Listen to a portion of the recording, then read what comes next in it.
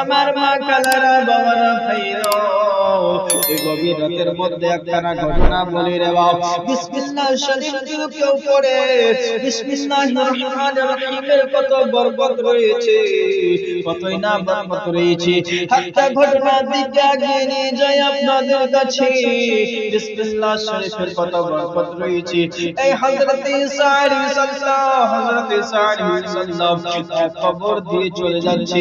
যেতে যেতে দেখতে পাচ্ছে ওই কবরের মধ্যে আযাব হচ্ছে।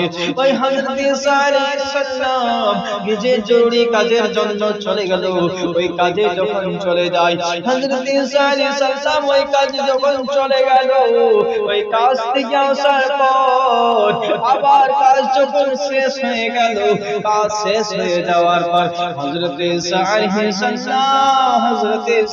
সালাম আবার কাজ থেকে আসার পর ওই কবরের মধ্যে দেখতেছি যে রহমতের ফেরেশতা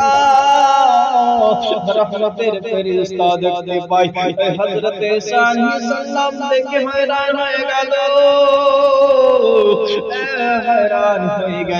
হযরত ঈসা আলাইহিস সালাম রব্বুল আলামিনের কাছে ফরিয়াদ করে, মাবুদ আরজ করতেছি ইয়া রব্বুল আলামিন, আমি যখন যাই ঈসা আলাইহিস সালাম ওই বান্দাকে বলে, হযরত ঈসা আলাইহিস সালাম বলতেছি বান্দা গুনাহগার ছিল, গুনাহ অবস্থায় ইন্তেকাল করেছে, গুনাহগার অবস্থায় দুনিয়া ছেড়ে বিদায় নিয়ে নিয়েছে। হযরত ঈসা আলাইহিস সালাম বলতেছে রব্বুল আলামিন ওই বান্দা গুনাহগার ছিল। রব্বুল আলামিন বলতেছে ঈসা ওই বান্দা বড়ই গুনাহগার ছিল, ওই গুনাহ অবস্থায় দুনিয়া ছেড়ে বিদায় নিয়েছিল, তার জন্য ওই বান্দার কবরের মধ্যে আযাবের ফেরেশতা ছিল, তার জন্য ওই বান্দার কবরে আযাব হচ্ছিল।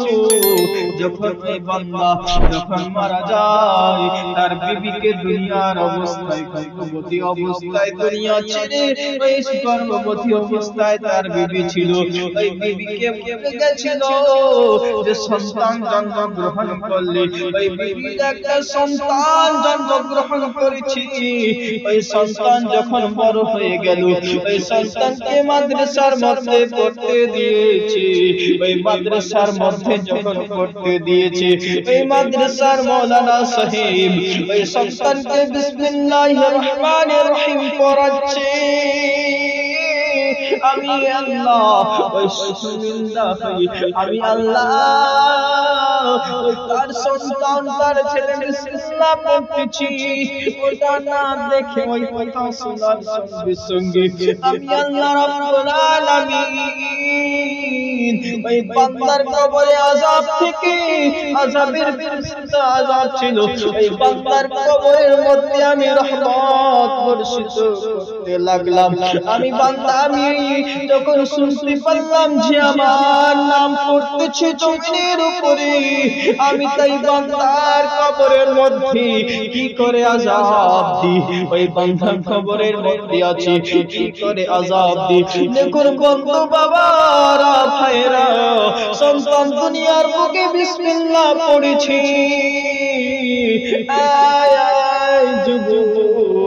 সন্তান দুনিয়ার বুকে বিসমিল্লাহ পড়েছে, ওই বিসমিল্লাহ পড়ার কারণে তার বাবার আযাবকে হাসান করে দিয়ে আল্লাহ রাব্বুল আলামিন ওই বান্দার কবরের মধ্যে রহমতের ফেরেশতা দিয়ে দিয়েছে। তাফসীরে কাবীর উঠিয়ে দেখবেন, এই বিসমিল্লাহর বরকতটুকু বুঝতে পারবেন। সন্তানকে আজকে আমরা মাদ্রাসায় পড়তে দিতে চাই না, আজকে এর শিক্ষা দিতে চাই না।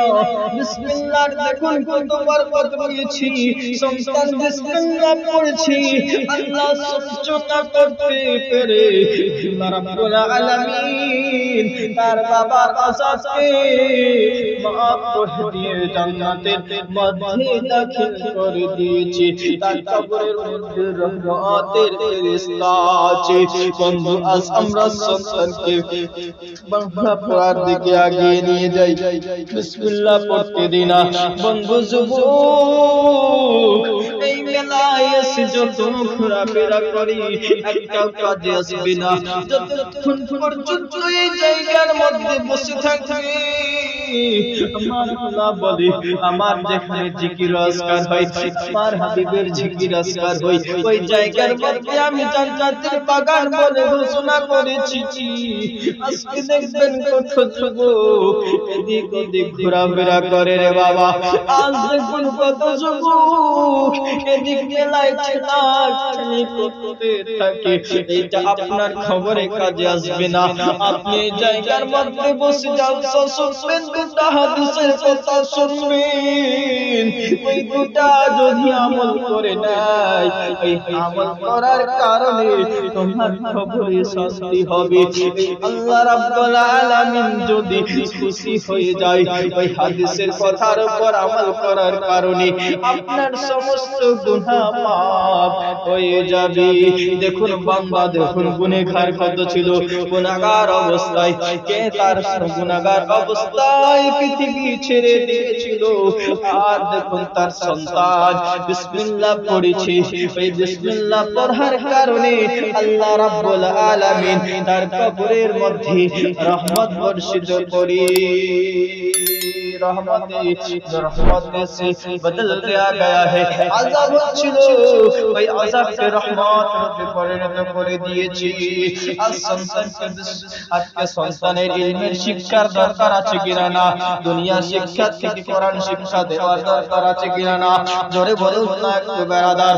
আজকে দুনিয়ার সন্তানকে, আপনার নিজের সন্তানকে কোরআন শিক্ষা দিন।